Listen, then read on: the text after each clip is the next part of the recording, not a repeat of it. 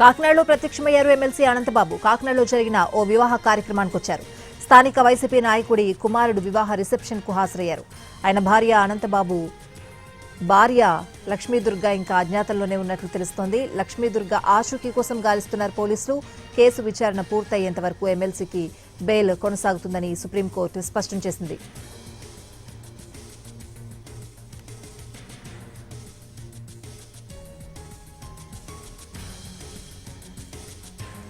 కాకినాడలో ప్రత్యక్షమయ్యారు ఎమ్మెల్సీ అనంతబాబు. కాకినాడలో జరిగిన ఓ వివాహ కార్యక్రమానికి వచ్చారు. స్థానిక వైసీపీ నాయకుడి కుమారుడి వివాహ రిసెప్షన్ కు హాజరయ్యారు.